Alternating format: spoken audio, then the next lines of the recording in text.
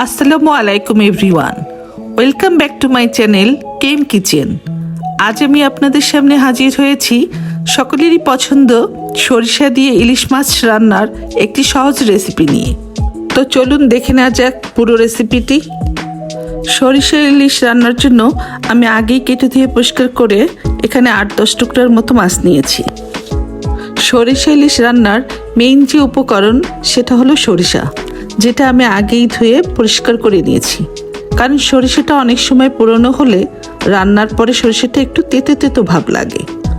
তাই সরিষাটা রান্নার ঠিক 10-15 মিনিট আগে থেকে যদি একটু ভিজিয়ে রাখেন তাহলে আর এই তেতো ভাব লাগবে না। তারপর বাটার সময় যদি 3-4টা কাঁচামরিচ ও একটু লবণ মিশিয়ে বেটে নেন তাহলেও এর তেতো ভাবটা থাকে না।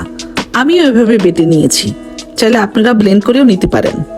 এখন আমি মাছগুলোকে হালকা একটু মশলা দিয়ে 10 মিনিটের জন্য ম্যারিনেট করে রাখবো, যাতে মশলাটা একটু মাছের মধ্যে ঢুকে যায়। এরপর একটি কড়াই চুলার উপর দিয়ে আমি দিয়ে দিলাম 3 টেবিল চামচের মতো সরিষার তেল। সরিষা ইলিশের আসল স্বাদ পেতে হলে আপনাকে কিন্তু অবশ্যই সরিষার তেলটাই ব্যবহার করতে হবে।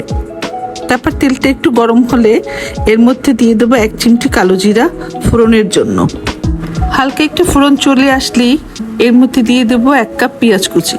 পেঁয়াজটা একটু নেড়েচেড়ে হালকা একটু ভেজে নেব, তবে বেশি ব্রাউন করা যাবে না।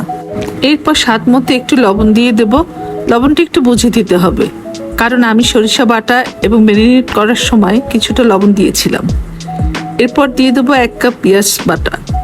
গ্রেভিটা একটু ঘন ও বেশি রাখতে চাইলে পেঁয়াজ বাটাটা একটু বাড়িয়ে দিতে হবে। পেঁয়াজের কাঁচা গন্ধটা না যাওয়া পর্যন্ত একটু ভালো করে কষাতে হবে। কষানোর এই পর্যায়ে দিয়ে দিলাম 1 চা চামচ হলুদ গুঁড়া ও 1 চা চামচ মরিচ গুঁড়া। তারপর আবার মশলাটা কষাতে হবে। কষানোর এই পর্যায়ে একটু পানি দিয়ে আবার কষাতে হবে। যত বেশি মশলাটা কষাবেন ততই স্বাদটা বেড়ে যাবে। এরপর কষানো মশলার মধ্যে দিয়ে দেব ম্যারিনেট করা সেই মাছগুলো খুবই আলতো হাতে একটু কষিয়ে নিতে হবে। এরপর এর মধ্যে সামান্য একটু পানি মিশিয়ে মাছগুলো 5 মিনিটের মতো রান্না করতে হবে। এরপর এর মধ্যে অ্যাড করে দিব সেই সরিষা বাটিতে ধুয়ে একটু পানি অ্যাড করে দিলাম।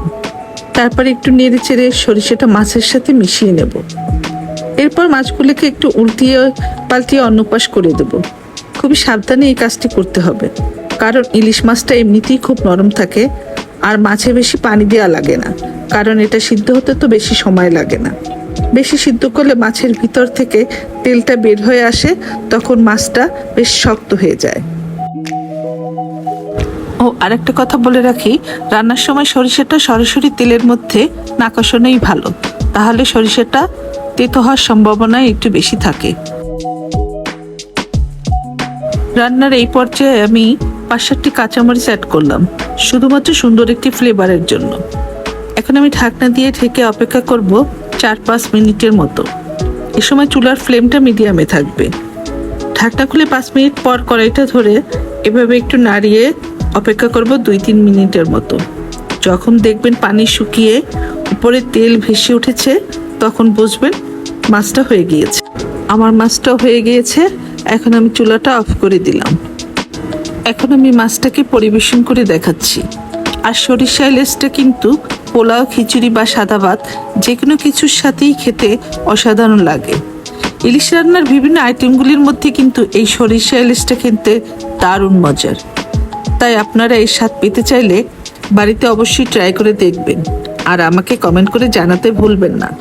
রেসিপিটি ভালো লাগলে লাইক এবং সাবস্ক্রাইব করে আমার পাশে থাকবেন এবং আমাকে উৎসাহিত করবেন। সবাই ভালো থাকবেন। আল্লাহ হাফেজ।